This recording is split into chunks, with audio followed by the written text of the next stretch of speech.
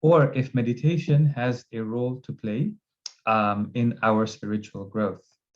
So before we come to the review, I'd like to look at some of the questions that were posed at the end of the session last week and just respond to those questions. And then, inshallah, we'll get started with the material for today. One of the questions that was posed last week is, what is the difference between batil and abath? Because Allah subhanahu wa ta'ala, in some places of the Quran, when He talks about the creation of the heavens and the earth, He points out to us that the believers say, رَبَّنَا مَا خَلَقْتَ هَذَا بَاطِلًا. Our Lord, you have not created this as batil. And in some other places in the Quran, instead of the word batil, Allah subhanahu wa ta'ala uses the word abath. أَمْ حَسِبْتُمْ أَنَّمَا خَلَقْنَاكُمْ عَبَثًا. Do you think that we have created you abath, in vain? So is there a difference between the two? What we will say is that the two words do have different meanings, but in these verses of the Quran, when they are being used, they have the same meaning. They're almost interchangeable when they are being used in such verses of the Quran. As far as the word batil is concerned, the lexicographers and the etymologists, the only definition they give of batil is that batil is the opposite of haqq.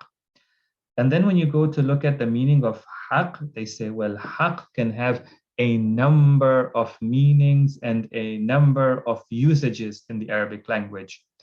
But generally, haqq we say for something which is thabit, which is firm, which is persevering, which is what we know as the truth.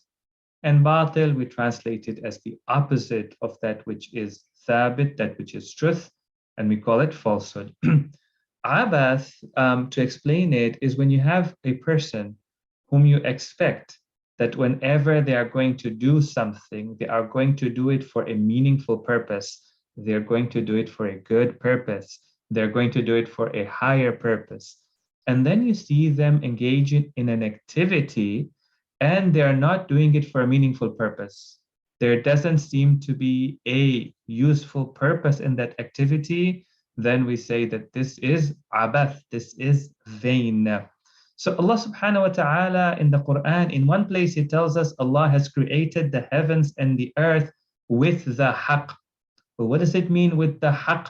It means with a useful purpose. That is how the mufassirin of the Quran have interpreted this type of verses from the Quran, that when Allah says He has created it with haqq, it means He has created it with a useful purpose. And therefore Allah says He has not created it as batil, meaning it is not without a purpose. And another word for that is abath, it is not in vain. Thank you for sharing that verse. أَفَحَسِبْتُمْ أَنَّمَا خَلَقْنَاكُمْ عَبَثًا. The second question that was also asked last week was, can reflecting too much without involving the heart in the reflection lead to a fixation on mental cognition? For example, sometimes a person may reflect a lot for the purpose of understanding better, for understanding more, for acquiring more knowledge, for acquiring new knowledge, for example. And it becomes a mental exercise. It becomes an academic exercise. It becomes an exercise, mathalan, for example, for the purpose of being able to write a book or for the purpose of being able to give a lecture. But it does not lead to meaningful change in life, to a meaningful understanding in life. Can reflecting too much lead to a fixation on mental cognition? And the answer is yes. Sometimes if we just reflect mentally without engaging the heart, it can lead to a fixation on mental cognition. And we find that even some of the scholars complained at some point in their lives or towards the end of their lives that perhaps our life, our academic adventures, our teaching, our learning was about qeel and qaal. that what this person said and what that person said, and criticizing this viewpoint and criticizing that viewpoint and presenting this point and explaining this point, qil and qal, and we did not get any personal benefit from it, any spiritual mathalan, benefit from it, then how do we avoid that? And there were two things I wish to share with you on how to avoid it. Is first, we make sure that our intention behind reflection, behind studying, behind the researching, behind the acquisition of knowledge, it should be very clear. It is not for the purpose of showing our knowledge, for the purpose of criticizing another person's point of view, for the purpose of just engaging in some type of academic conversation. It is for the purpose of qurb, closeness and proximity to Allah subhanahu wa ta'ala.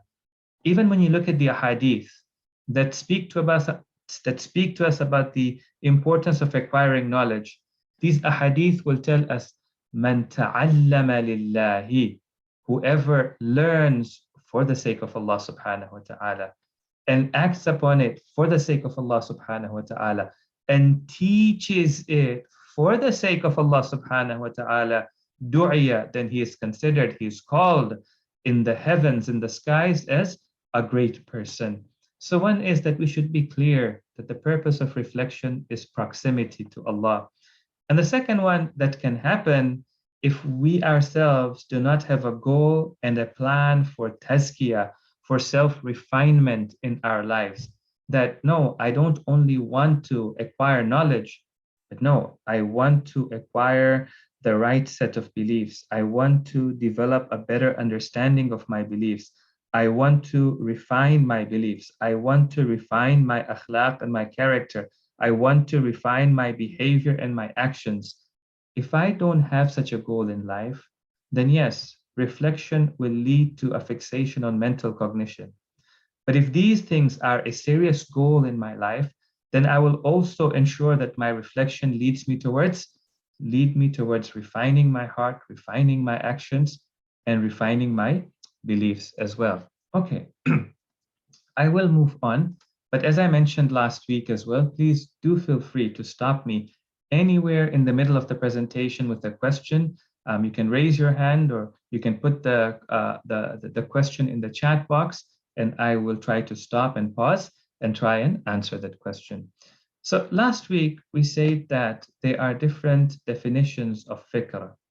One of the definitions of fikr was that a person organizes the knowledge that he has in order to understand and to know what he does not know. We gave examples of that. The second definition we took from Khaja Abdullah Ansari, that Imam Khomeini also presents this definition in 40 hadith, and he says that no, that contemplation, fikr, is the inquisitive groping, is the struggle of the heart, is the struggle of the sight in the heart of the inner vision for what?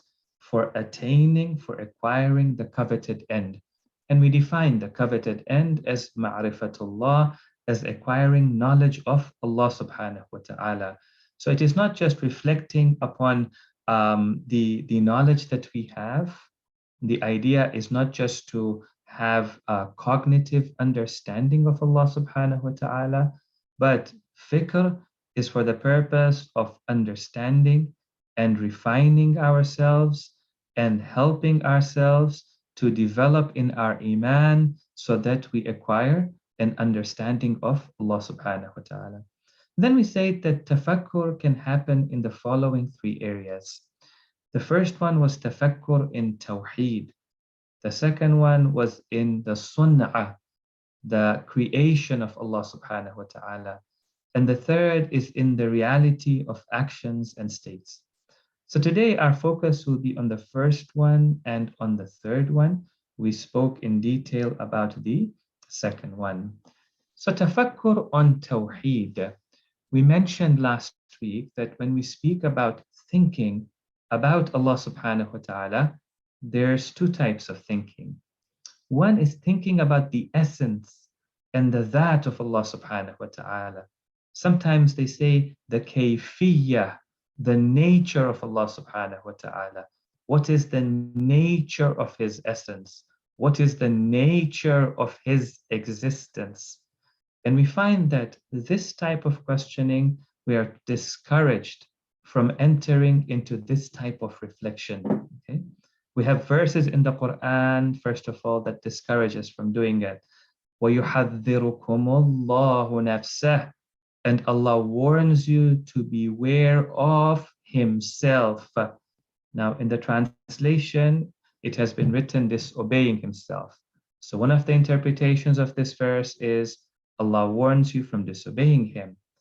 But another interpretation of this verse is that Allah warns you of engaging in thought about Himself, about His essence, about the nature of His existence. We also have the same in the hadith as well.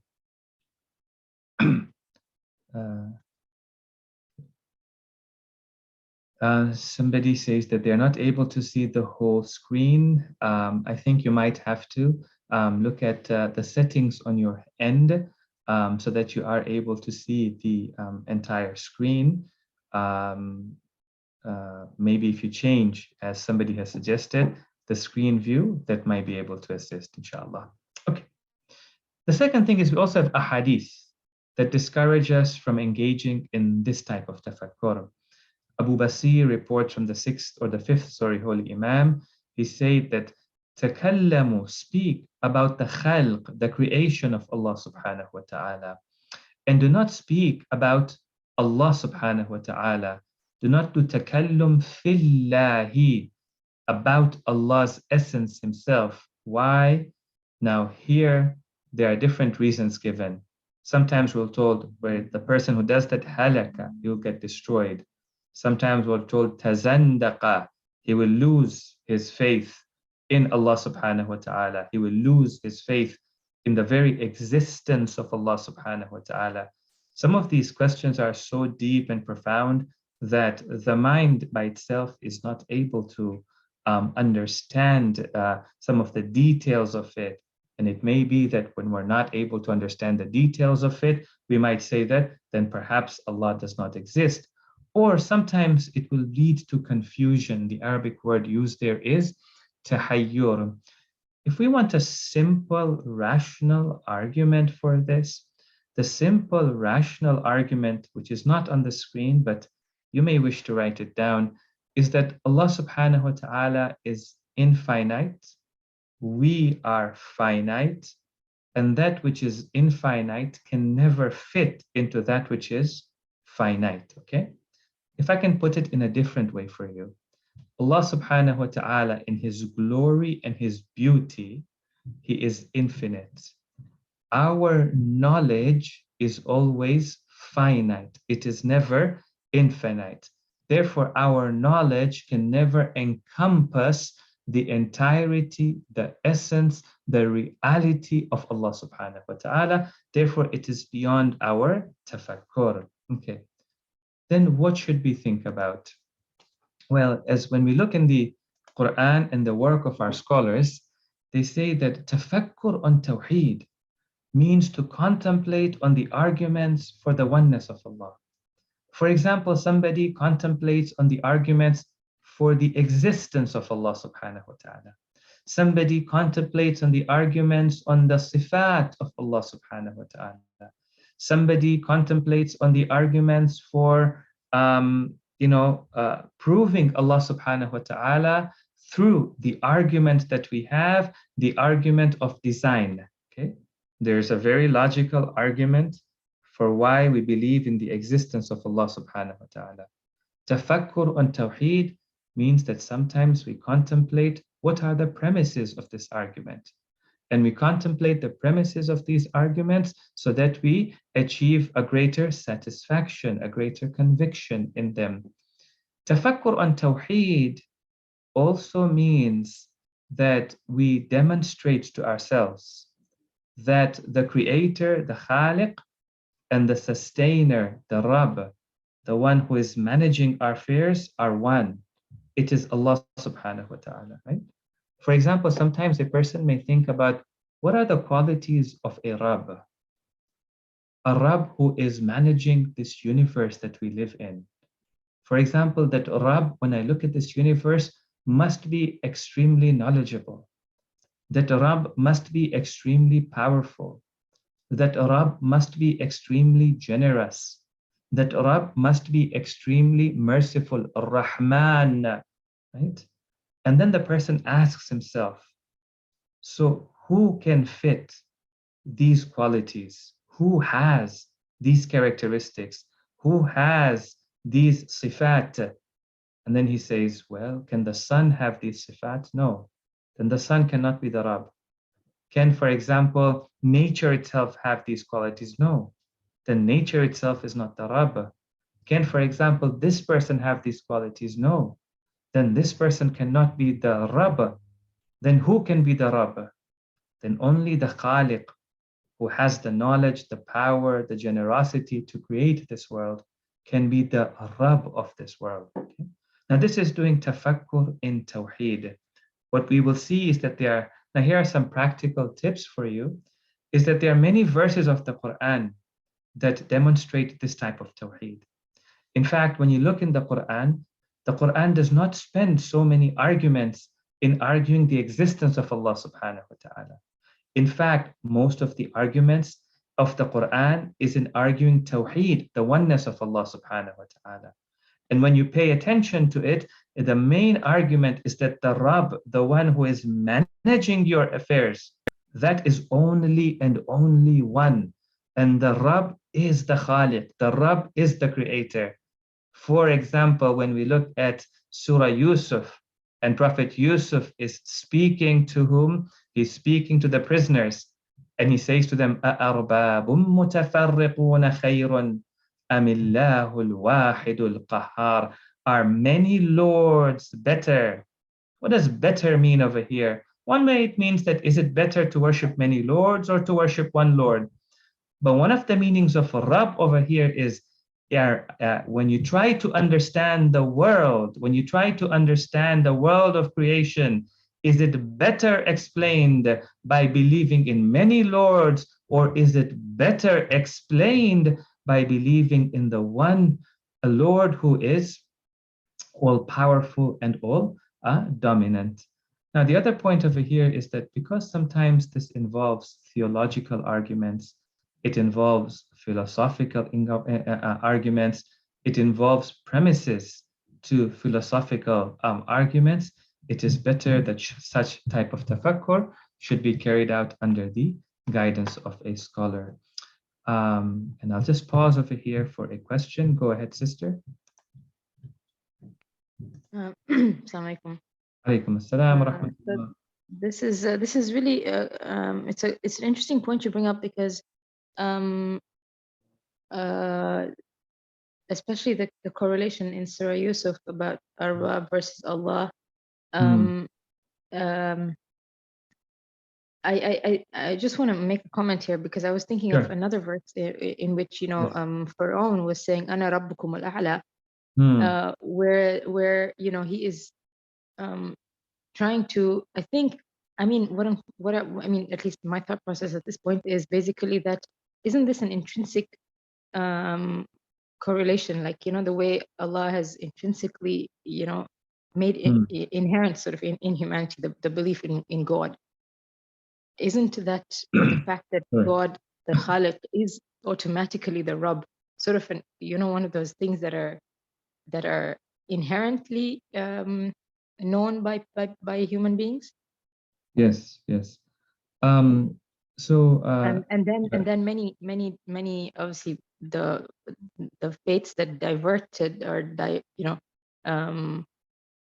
basically could not, nobody could claim a khulq, or you know, nobody could claim that, but they could take over the idea of Rabb, like Pharaoh did, for example, or whatever.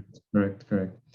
So let's address this with a few points. The first point is that with respect to Pharaoh, he first claimed that he was the Malik, he was the sovereign, and then he said, "Ana rabbukum al-a'la," I am your highest Lord, and then there's also another verse of the Quran where he says to them, "Have I taught you that there is any other ilah but me?" one, a deity that is worthy of worship but me.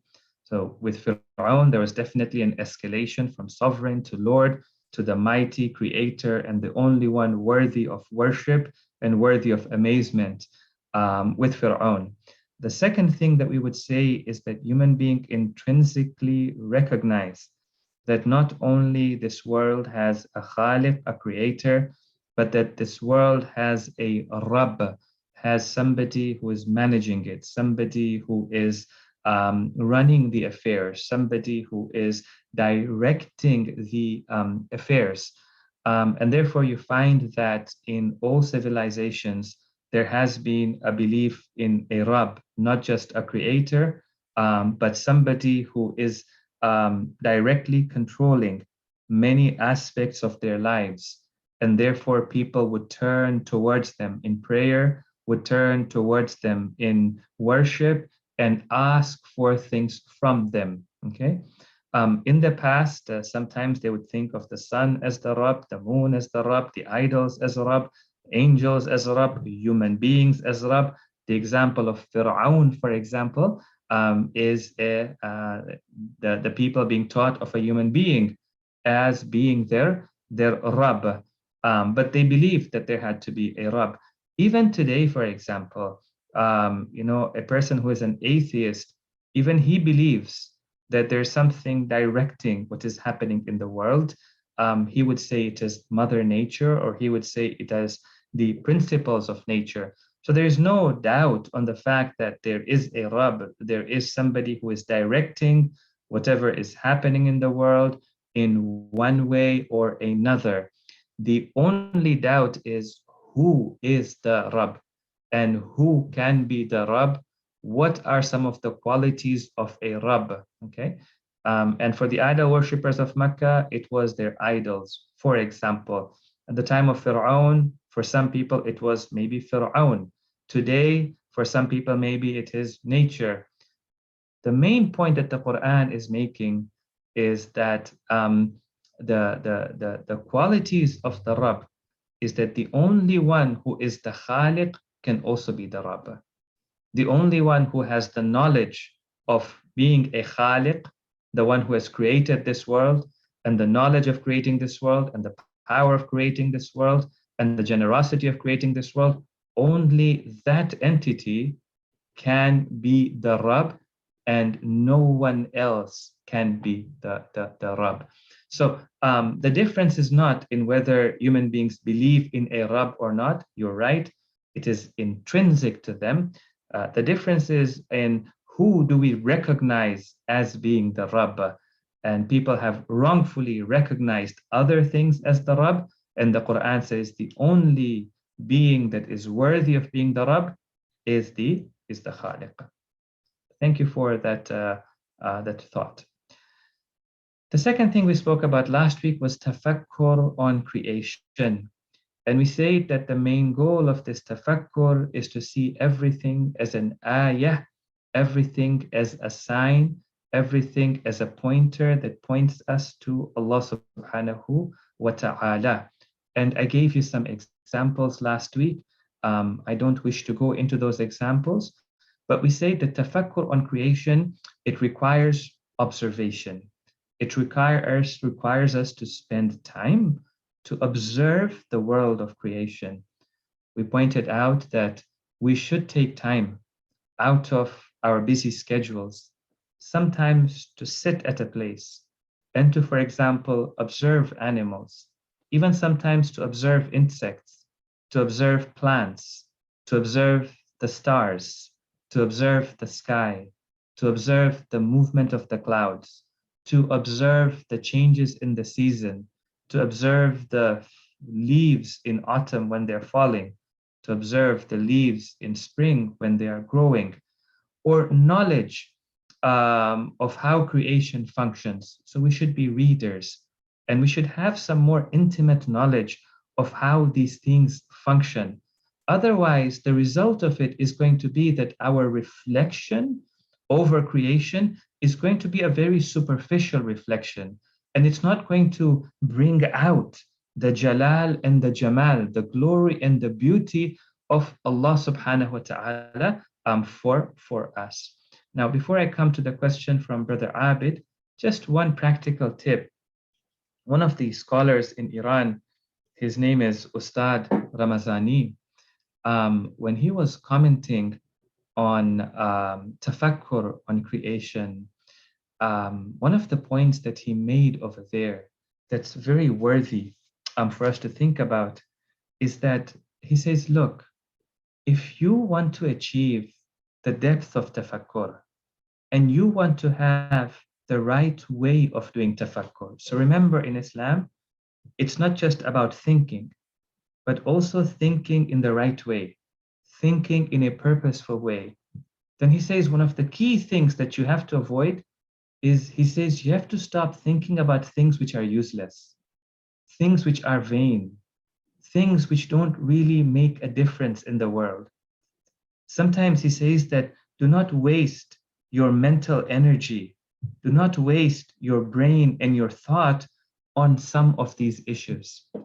Mathalan, for example, today, there are so many things we're kind of given to think about. If you go on social media, for example, people may talk about celebrities, people may talk about sports, people may talk about entertainment, people may talk about cars and houses, and people may talk about events that are happening for entertainment purposes, and they will get into an analysis of it, and why did this team win and why did that team not win, and were the results, for example, rigged, and they spend so much time reflecting upon these things. What Ustad Ramadani says is that not only this is wasting your time, but this is actually lowering your ability. It is taking away the ability to reflect upon those things which are even deeper. So there's a hadith that one of our scholars he quotes, and I haven't written this hadith in the slides, but you may want to note it down. I believe this hadith is from the first Imam. He says, "Man kathura fikruhu fil ladhati غلبت عليه أو غلبت عليه." So whoever increases his thoughts about lathat, about pleasures of this world, or let's say in general now about the matters of this world, then they are going to overwhelm him. They are going to overcome him. They are going to now take up most of his thought, right? And his thought will be at that level, at the level of the things which are superficial, at the level of acquiring pleasure, at the level of acquiring things. And it will take away from him the ability to contemplate deeper, okay? And so this scholar says that don't think about everything.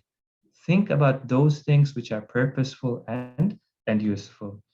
We have a question. Go ahead, Brother Abid.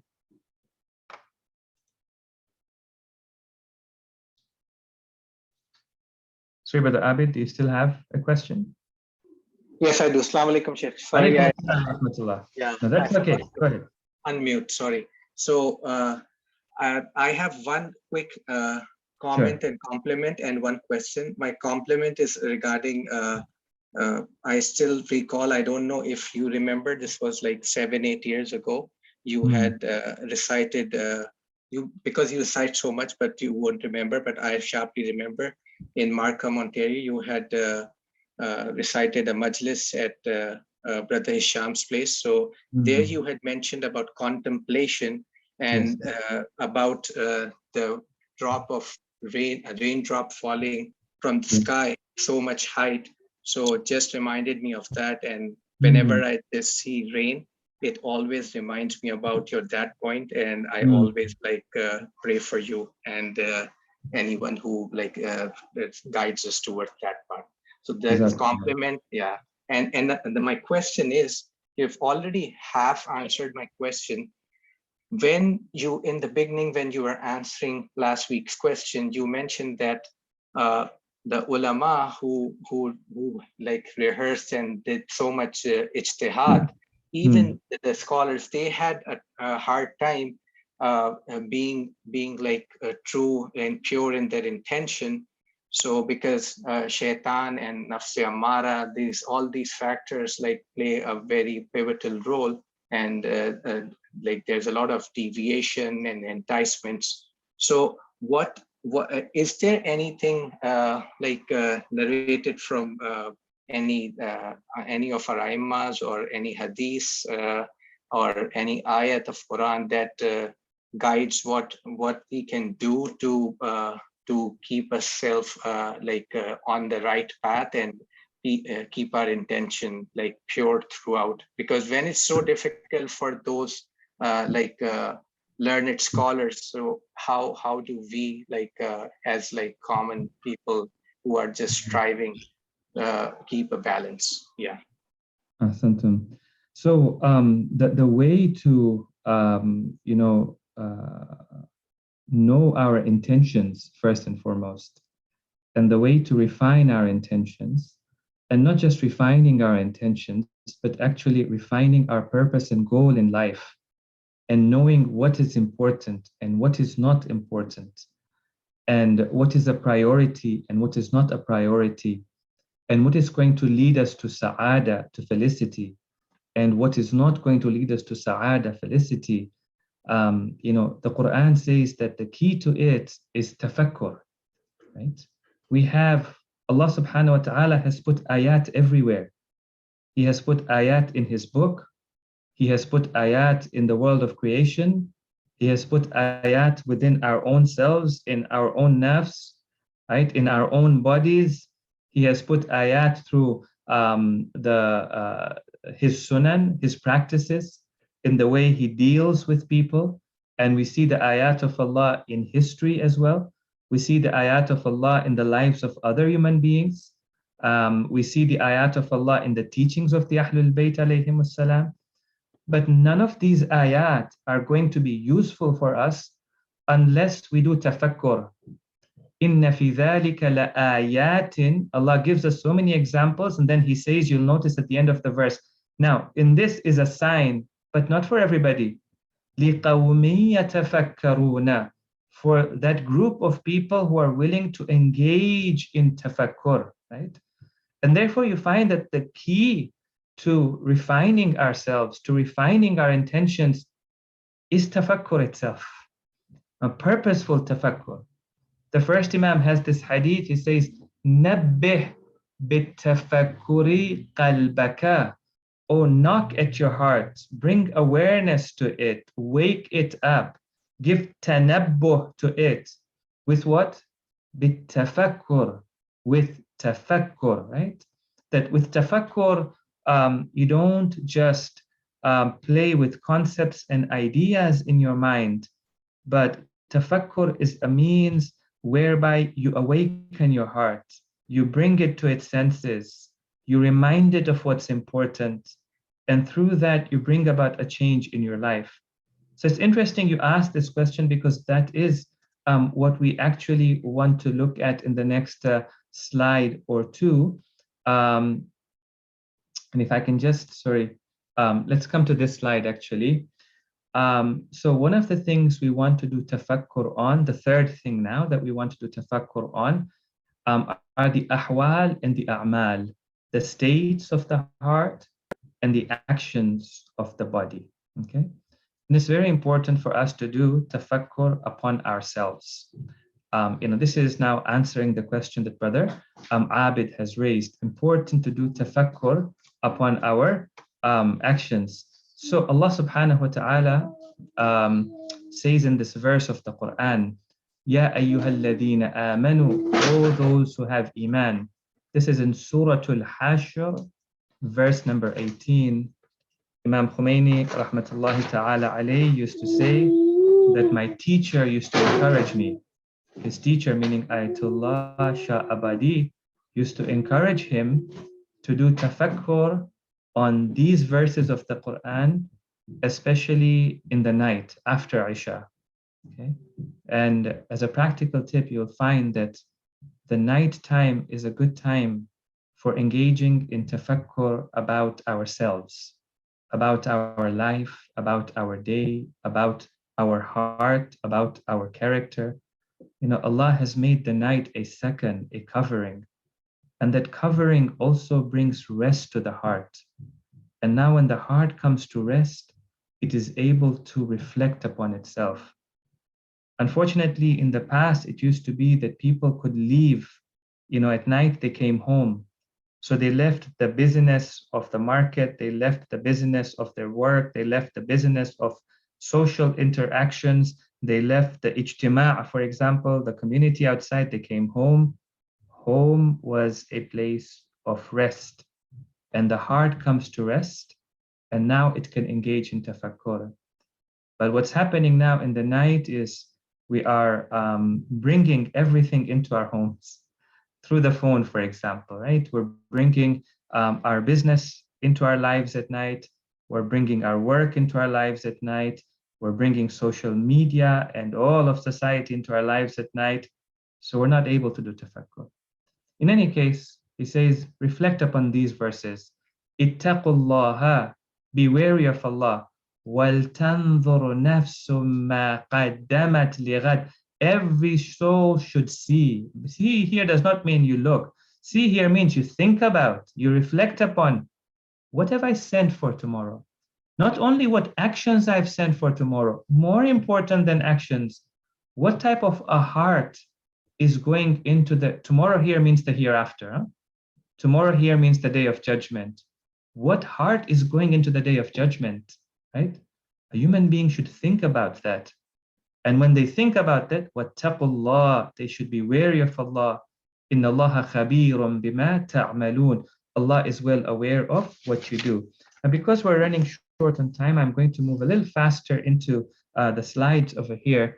So what type of tafakkur do we do about ourselves? Number one, we should do tafakkur on our goals and our objectives, right? What is my goal in life? What should be my goal in life? What is befitting as my goal in life? What is befitting of this nafs that Allah subhanahu wa ta'ala has created? Now to explain this, I want to give you an example from hadith. And here the Imam is teaching us how to do tafakkur. And again, that question Brother Abid asked, one of the ways of engaging in meaningful tafakkur is this particular example. So Al-Hasan Al-Sayqal, he says that I asked the sixth Imam, Al-Imam Al-Sadiq, alayhi afdalu salati was-salam, Allahumma salli ala Muhammad wa ali Muhammad, about what the people narrate. What have the people narrated? Tafakkuru sa'a khayrun min qiyami layla. That reflecting for a period of time, sa'a does not necessarily mean 1 hour. Sa'a means a short period of time, is better than standing of the night, qiyamu laylah. So he says that I say to the Imam, and may Allah have mercy upon him, because he asked a useful question, right? He said, I say to the Imam, كيف يتفكر? What type of reflection and contemplation is this? Is this, for example, philosophical reflection and contemplation? Is this, for example, the reflection and contemplation that a businessman does in order to attain better business? What kind of contemplation? Can you, mathalan, give me an example of it? And so the Imam gives him an example. And he says to him, يَمُرُّ بِالْخَرِبَةِ. Mathalan, for example, he passes by ruins. Subhanallah, I remember once I was going to the masjid for Jum'ah prayer, and near the masjid I saw a house, and I saw that they had set up like a nice tent outside the house, and they had prepared it for a wedding celebration. And so I just noticed that it was, just before Jum'ah, I went for Jum'ah, and the next week, I believe it was, I passed by that house, and for whatever reason, there was a fire in the house. And not only the tent had burnt down, but the entire house had almost burnt down. And, a person can just look at it and pass by and say, oh, what happened there? But, one can pass by and look at that and say, subhanallah, like those people who lived there last week and they were celebrating last week, did they even imagine that this would be the state this week? Okay. And there's so much tafakkur that can happen right there in the car as we're driving to a place. In any case, the Imam says he passes by some ruins. Aw dar, passes by a house, which let's say nobody lives in that house, right? An old house. And he says, now he's addressing the house, but in reality, he is addressing himself. So he's talking to himself. So tafakkur requires us to have an ability to talk to ourselves. Ayna sakinuki, where are the people that used to live in you, right? Matalan, they thought they would live in you for 1,000 years or 100 years or 50 years or 20 years, right? Where are they today? They had to leave this house. Now, where do they live? They live in a very small house, in a very small grave in the ground. Ayna banuki, where are the people who used to build you? They built you with such great aspirations that you were going to bring them izzah, honor. You are going to bring them sakina, tranquility. You are going to bring them their goal and purpose in life. Where are they? Did they take you with them when they went into the grave? What is with you that you do not speak, right? Now, I wanted to do a contemplation and reflection, but we will run out of time. But there are 3 questions. When you look at this, inshallah, when the slides are shared with you, if you write down these 3 questions, number 1, what is the key to this type of tafakkur? This type of reflection, what is the key to it? How do you unlock this type of reflection? Okay. And the answer to it is asking good questions and learning to ask good questions. And sometimes, brothers and sisters, learning to ask difficult questions as well. Okay, number 1. Number 2, when should a person perform this type of tafakkur? Okay. Now, another practical point I want to point out for you over here is that we should have a time for engaging in tafakkur. A good time for engaging in tafakkur sometimes is at the beginning of the day, before the hustle and bustle of life has started, to give us perspective in the day. A good time is at the end of the day to allow us to reflect upon the day. A good time is right after salat, for example. We sit on the prayer mat. Even if we don't feel like reciting dua, we just sit there and reflect a little bit upon what we have seen that day, okay? Or sometimes we may want to reflect upon what? Reflect upon some things which are important for our growth. That's a good time for tafakkur. Another good time for tafakkur is when we are struggling with organizing our life.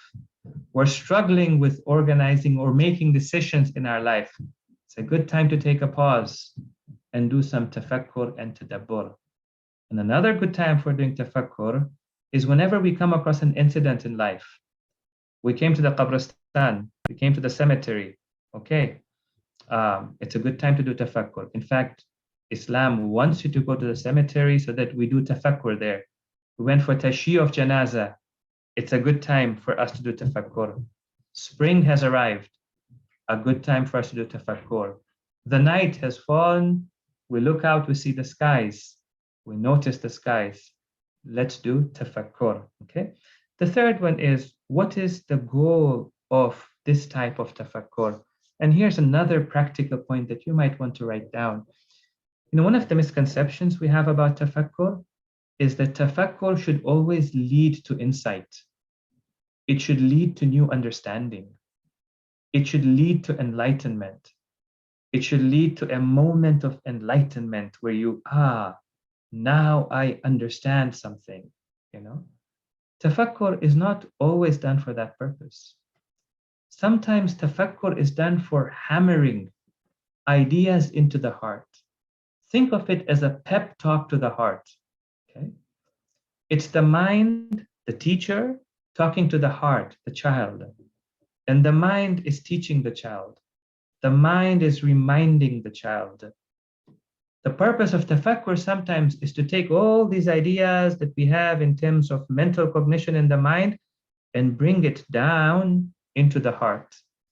Make it realities by which we make decisions in the heart. We live with these realities in the heart. So again, a beautiful hadith from the first Imam. And again, it's not on the screen, so you might want to write it down. Man akthar al-fikra fi ma ya'lam. Whoever increases tafakkur, thought, in that which he knows. So if you look at the points in this particular hadith that's in front of you, you know these points. But whoever increases thought in that which he knows, what's going to be the result of it? Atqana ilma, his knowledge will become firm. His knowledge will become strong, meaning he'll understand it better. He will accept it better, okay? He will be able to use that knowledge better. وَفَهِمَ مَا لَمْ يَكُنْ يَفْهَمْ. And he'll also come to understand that which he did not previously understand, or with clarity that he did not previously have. Okay. Sometimes we may want to do tafakkur on our actions before we perform them. And one of our scholars, he says that before you want to do an action, if it's a wrong action, you want to think about, really, is this something we want to do? Or if it's a good action, we want to think about, what's a good intention? What's a worthy intention for us to have for this action? Okay. Sometimes we may want to do tafakkur on the actions that we have performed. Okay. There are many ahadith that tell us about the concept of muhasabah. And muhasabah, if you think about it, requires tafakkur. And muhasabah is accounting for yourself. Accounting for yourself at the end of the day. Okay? At the end of the day, a person takes 4 to 5 minutes before going to sleep, and they start doing tafakkur on what they have done throughout the day. For example, the seventh Imam says, Laysa minna. He is not amongst us, man lam yuhasib nafsa, the one who does not take account of his actions. So taking account of our actions is also a type of tafakkur. This quote that you have in front of you, there was a young man, and I recommend you to look this up. I don't know if it's been translated into English. I think Sheikh Shomali has done a lecture on it. A young man who was 22 years of age wrote a letter to Allama Tabatabai. And he said to him, I'm a young man of 22 years of age. I'm really struggling with my desires, struggling with controlling my desires, and also primarily because of the environment in which I live. Allama, you're the only one who can help me in my situation. Can you give me some advice? So part of the advice that Allama gave him, he said to him that you must be watchful over yourself. You must do muraqabah of yourself, okay? During the day, during the entirety of the day. Then he said at the end of the day, you will continue your watchfulness, muraqabah, until your bedtime, when you will reflect upon your actions of the day for 4 to 5 minutes. Okay? So you'll just spend 4 to 5 minutes. So tafakkur, sometimes we may think we have to set aside 15, 20, 30 minutes for it, an hour for it. We think of tafakkur sometimes like meditation. So meditation, we're told you need to have, a good time allotted to meditation. Tafakkur sometimes is even just for a minute, just for 2 minutes. Islam wants a human being to be mutafakkir, to think, not only for 30 minutes during the day or once during the week, to constantly be mutafakkir, to constantly think. Mathalan, you were driving and you were saved from an accident. Okay, tafakkur for a minute. Mathalan, we were driving and we thought, we have sufficient time. We're going to reach our destination on time. Didn't reach my destination on time. Got caught in traffic. Tafakkur, I'm not in control, right? Tafakkur for just 30 seconds sometimes. It's tafakkur, right? Now here Allama says 4 to 5 minutes. And you will make them go through your mind one by one. Now, initially, the scholars say that will be difficult. How do you remember everything you did since the morning? But I remember some teachers saying that if you do this for, let's say, a week or 2 weeks, you'll find it becomes easier for you. It doesn't take as much time as it used to take, for example, a month ago. For all the actions that you have performed in accordance with the pleasure of Allah subhanahu wa ta'ala, give thanks for it. For every action in which you have disobeyed Allah subhanahu wa ta'ala, seek forgiveness. This is part of the letter that Allama Tabatabai wrote to this young man. Finally, reflection upon our character and remedying our character. So we don't just reflect upon our actions. In fact, the greater tafakkur is upon our khulq and our akhlaq, upon our character. For example, characteristics, like pride, like jealousy, like arrogance, right? We need to reflect upon them as well. And in order to remove these characteristics from ourselves, we also need to engage in reflection to remove these characteristics from ourselves. Now, today the time will not allow, but I'll just point you towards a lecture, Brother Abid mentioning from Toronto. When I was in Toronto with the JCC Center, I gave a lecture series on developing akhlaq. In the third or fourth lecture, I spoke about how to engage in tafakkur to remove bad characteristics from ourselves. So you may want to look at that particular lecture series or lecture 3 or 4 in that lecture series to see how tafakkur can be used for developing character, how tafakkur can be used for removing bad characteristics and developing good characteristics. That's another type of tafakkur. And then finally, reflecting upon the reality of the actions and the states. There's a particular view that our scholars have about the type of reflection that should happen over here.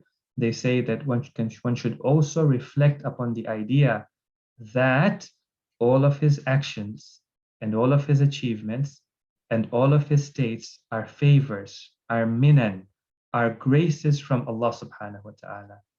They are not just on account of his own doing, right? They are not just his own achievements. He would never have achieved them if Allah subhanahu wa ta'ala had not blessed him with these states and these actions. Okay, I'll quickly move on to tafakkur and meditation because I also want to make some comments about this.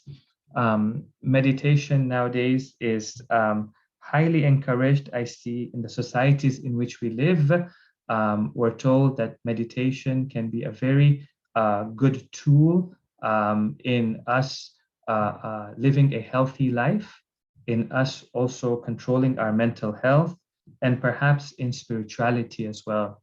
And there are different forms of meditation or mindfulness that we are recommended to have, or we are told to engage in.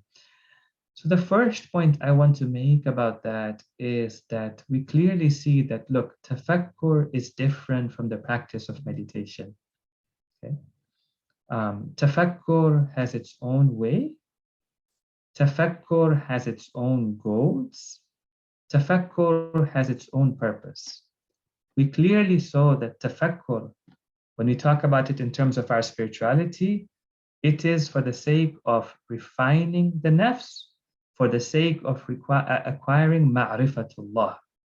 That is tafakkur. And then all of the ahadith that speak about the benefits of tafakkur, that speak about the thawab of tafakkur, that say khayrun min qiyami layla is better than standing the whole night in prayer. All those ahadith are about tafakkur, not about meditation. Okay. Now, secondly, we find that meditation is practiced by people for various reasons. Sometimes, for example, people practice meditation for controlling their emotions, meditation for the purpose of acquiring a sense of peace and serenity, meditation so that they don't get lost in the past, meditation so that they don't worry about the future, meditation so they are present in the moment. Okay? In Islamic spirituality, we do have some scholars who do practice a form of meditation. But the purpose of meditation is for developing focus and attention, for developing tawajjuh, for developing the ability to concentrate, the ability to be watchful, the ability to strengthen our muraqabah, watchfulness. Okay. They say that just as, for example, the muscles, in our body, they get strengthened with being used, and you have to use them to strengthen them. These scholars, they say that the ability of the mind to focus on one thing, to pay attention to one thing, it also needs to be exercised if we want to achieve a higher level of focus and attention.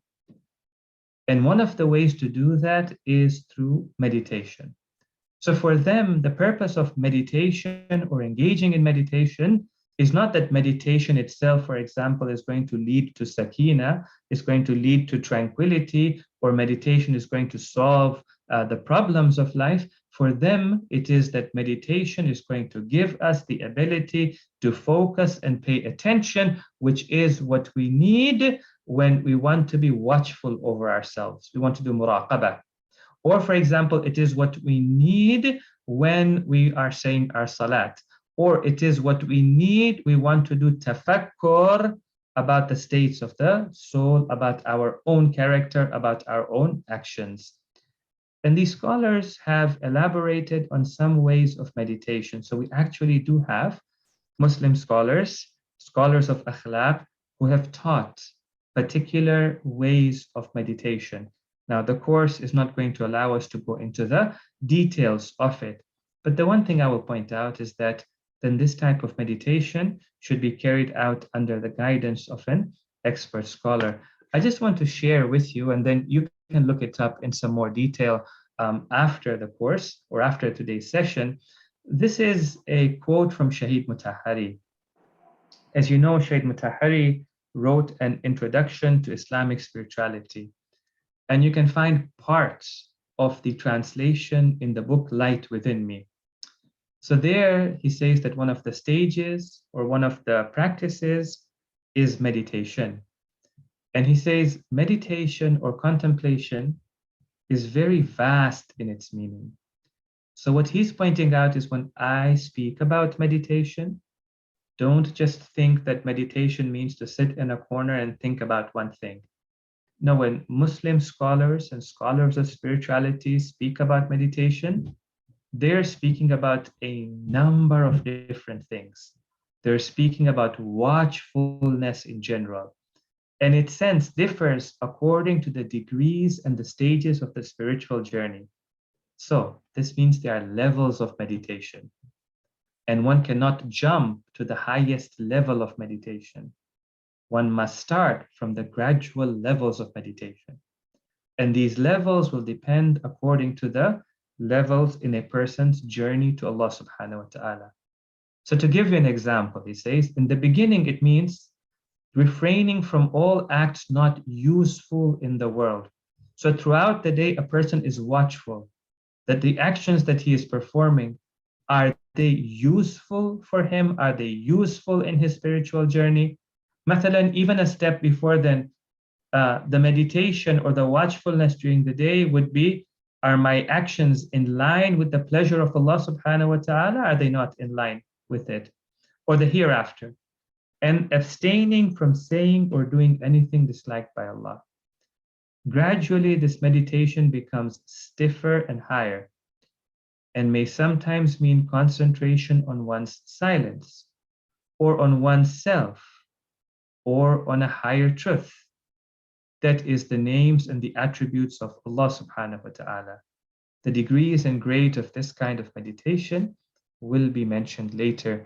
And then in the same book, in Light Within Me, he does mention 4 to 5 different degrees of meditation. And I will leave you to look into that yourself, inshallah.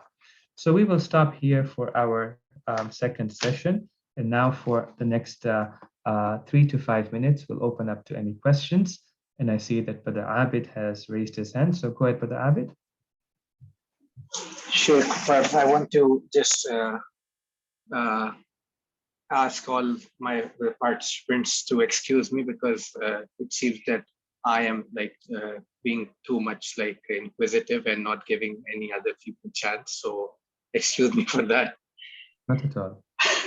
So just two quick things regarding meditation. I don't know if you and other people are aware. You might be aware of it. You mentioned Sheikh Shumali's name. So Sheikh Shumali's son, Sheikh Javad Shumali, he has a YouTube channel. Although because he's busy, he's not being able to update it. But on YouTube, he has a channel for meditation, and it starts with very basic techniques, and because he's into a lot of things, lecturing and all, so I think it's not been updated, but people can just see and explore that, because that's an ideal example of being doing meditation under a scholar. And the other thing I wanted to know, I don't know if Sheikh Hasnain is on this session or not, but I just wanted to ask you and the other participants, because this topic is really like comprehensive and lengthy. So 2 sessions is like not even the tip of the iceberg for this topic. So if our participants, and I don't know if you have time, would you be able to like continue for a week or two, or how would this work, or would you have any follow-up sessions? And I know I wanted to know about the recordings for these 2 sessions, because I haven't received any email. I can follow up with Ali, but I just wanted to know if they are available, or I can email it to you. I have your email as well, so I can get it from you. So firstly, thank you for your questions. Sometimes you ask questions that many have in their minds. And so Alhamdulillah, those questions are not just useful for yourself, but they are useful for them as well. With respect to the recordings, Sheikh Hasanain has informed us that they are working on getting these recordings on Academy's YouTube channel. So in the past, it used to come on the website a day after the session, but now the recordings are going to be put on a YouTube channel, but they're just figuring out or just working on how to get that done. So hopefully you will get a message from them soon. As far as the slides are concerned, if you email me, I can send those slides to you. I have not yet sent the slides myself to the Academy, so I will try to do that today, inshallah, and they should be putting it up on the course site, or the course page, or the course link sometime soon. As for continuing course, yes, it is a very comprehensive topic. 2 sessions is definitely not enough.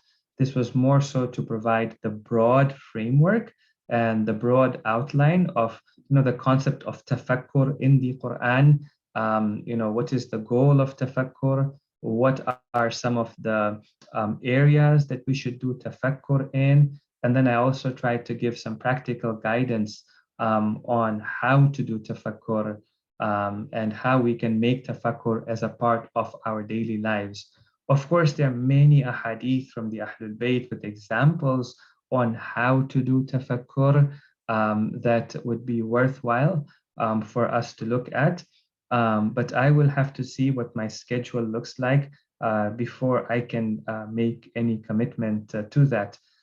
Even if we don't have a course through the Academy, I'm happy to, if you would like to get in touch with me directly, either with your questions, or personally you want to have a session where we go over some of these ahadith together, I'm also happy to do that. You can email me for that. And finally, yes, with the Sheikh Javad Shumali, I'm aware that he has some presentations on how to engage in meditation. I haven't seen them in detail myself. I'm sure that they would be quite useful. What I would add to that is that before we go into meditation, what would be important for us is to have a good understanding of our aqidah, and have a good understanding of our beliefs, especially of Tawheed, number one. Secondly, then to start engaging in Tafakkur, as we have explained over here, because that which has focus in the Ahadith, focus in the Quran, that which brings about great a change with it is Tafakkur, as we have explained it over here. And then as we start to grow in our journey to Allah subhanahu wa ta'ala, meditation then becomes a tool, and an important tool for us to be able to focus and concentrate on aspects of our journey. And I'm sure that would be useful over there. Okay, we are past the Salah time over here. So I am going to share once again my email address. Please do feel free to email me for any questions with respect to the course, and I'll be more than happy to respond to you via email. And if you want directly a copy of today's slides or last week's slides, you can email me and I will send that out to you, inshallah.